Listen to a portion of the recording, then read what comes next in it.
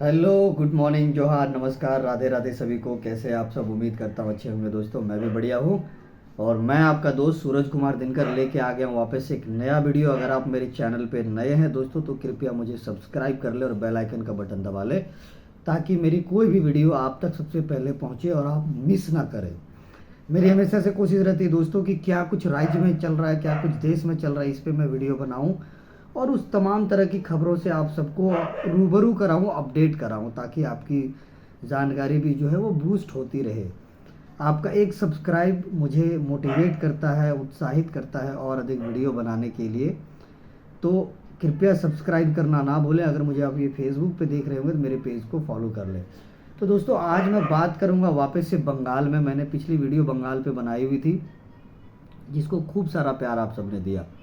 हम सब ने देखा कि कैसे पश्चिम बंगाल जल रहा था। पश्चिम बंगाल का जो मुर्शिदाबाद जिला है वहाँ पे कैसे दंगे भड़के और वक्फ बोर्ड बिल संशोधन का जो मामला था उसको लेके जो विरोध प्रदर्शन चल रहा था, उसमें किस तरह से हिंदुओं के घरों को जलाया गया, हिंदुओं की दुकानों को जलाया गया, गाड़ियों को जलाया गया, महिलाओं की आबरू के साथ खेला गया, कई सारे कत्लेआम किए गए, करीब 5 से 6 लोगों की हत्या कर दी गई। इसमें मौत नहीं कह सकते, हत्या। लॉ एंड ऑर्डर पूरी तरह से फेल था। उसके बाद जो है वो सुप्रीम कोर्ट इस पे, high court sorry, Calcutta high court ने इसको संज्ञान में लिया और फिर जो है वहाँ पे बीएसएफ और सेंट्रल फोर्सेस की तैनाती की गई। तब जाके मामला कंट्रोल में आया। हमने कई सारे वीडियो देखे जिसमें हमने देखा कि वहाँ की जो लोकल पुलिस है ना, वेस्ट बंगाल पुलिस जो है, वो वहाँ पे पोस्टेड है लेकिन तमाशबीन बनी हुई है, कुछ नहीं कर पा रही है। ये एक बहुत बड़ा संकेत है लॉ एंड ऑर्डर के फेल होने का। ये दिखाता है कि मौके वारदात पे पुलिस के लोग, कांस्टेबल, पुलिस के जवान मौजूद रहने के बावजूद भी दंगाइयों को रोक नहीं पा रहे हैं, कोई किसी तरह का कदम नहीं उठा पा रहे, उनको पकड़ नहीं पा रहे हैं। तो ये साफ दिखाता है कि कहीं ना कहीं पुलिस प्रशासन पे जो है वो सत्ता का दबाव है और सत्ता की तरफ से सख्त निर्देश है कि भाई हमारे जो हैं वो मुस्लिम वोटर्स हैं, उनको किसी भी तरह से नाराज नहीं किया जा सकता है। दोस्तों, ये तुष्टीकरण की राजनीति जो है ना वो देश के माहौल को ख़राब कर रही है और इस तरह की चीज़ों को बढ़ावा देती है। हमने कई साल तक देखा कांग्रेस की जो तुष्टीकरण की राजनीति थी उसका खामियाजा देश ने कैसे भुगता। कितने सारे दंगे होते थे देश में, कितने सारे बम ब्लास्ट, कितने सारे इस तरह की चीज़ें होती थी।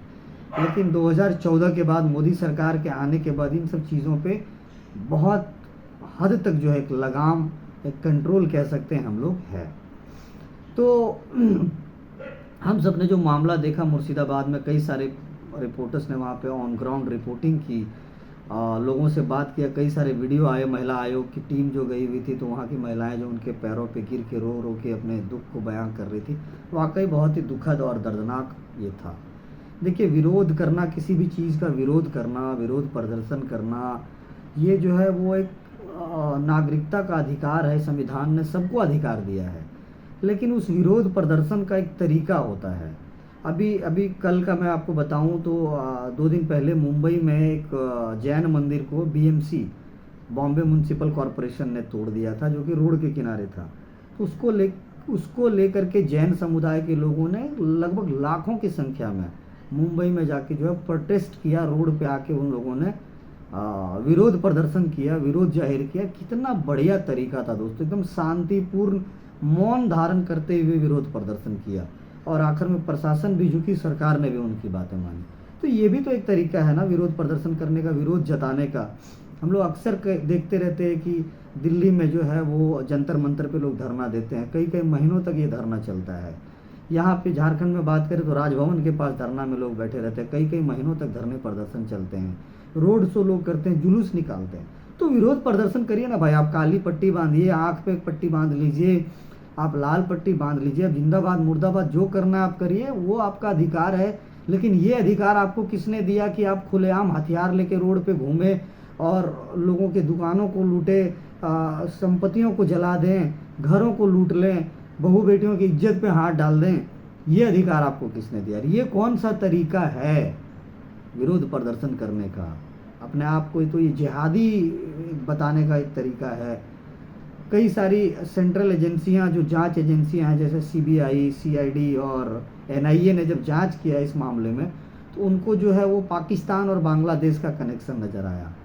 उनको जांच में ये बातें पता चली कि बांग्लादेश से कुछ लोग जो हैं वो घुसपैठ करके और कई दिनों से प्लानिंग कर रहे थे इस चीज़ का कि इस वक्फ बोर्ड संशोधन बिल का जो है वो प्रदर्शन को इस तरह से सुनियोजित तरीके से इस तरह से इसको प्लान किया जाए कि इसको एक दंगे का रूप हम लोग दे देंगे और इस तरह से तबाही मचाएंगे कि सरकार भी याद रखेगी, सरकार की भी नींद खुल जाएगी।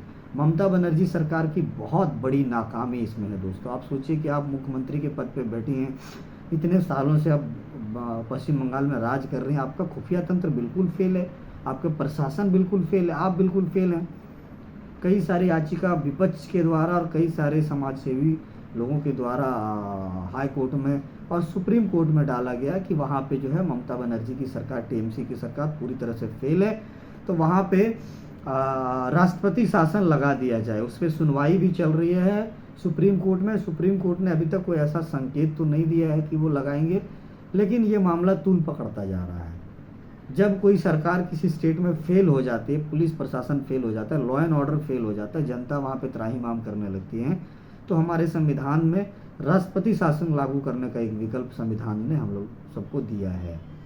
और ये सुप्रीम कोर्ट या हाई कोर्ट के निर्णय के बाद ये होता है। राष्ट्रपति शासन लगने के बाद जो है वहाँ की लोकल सरकार का सारा पावर खत्म हो जाता है और सारा जो अधिकार है, निर्णय लेने का जो राइट है, वो राष्ट्रपति को चला जाता है और राष्ट्रपति के प्रतिनिधि के रूप में जो गवर्नर, उस राज्य के गवर्नर होते हैं, उनके हाथों में चला जाता है। अब यूँ कह लीजिए कि पूरी जो कमान है ना, वो सेना के हाथ में आ जाता है। फिर सेना हर जगह तैनात रहती है। थोड़ा बहुत भी आपने अगर खुराफाती किया, हुड़दंगई किया, तो सेना आपका बजा डालेगी और ऐसा बजाएगी कि फिर सुझा भी डालेगी और कंट्रोल कर लेती है सेना मामले को। क्या लगता है आप सबको कि वहाँ पे राष्ट्रपति शासन होना चाहिए, लागू होना चाहिए? क्या लगता है आपको कि ममता बनर्जी की सरकार पूरी तरह से फेल हो चुकी है? क्या आपके विचार हैं? कमेंट जरूर करें। वीडियो अच्छी लगे तो शेयर करें अपने दोस्तों के साथ। और वापस से मैं रिक्वेस्ट करूंगा दोस्तों कि मुझे सब्सक्राइब आप ज़रूर करें। आपका एक सब्सक्राइब ही मुझे मोटिवेट करता है इस तरह के वीडियो बनाने के लिए। धन्यवाद।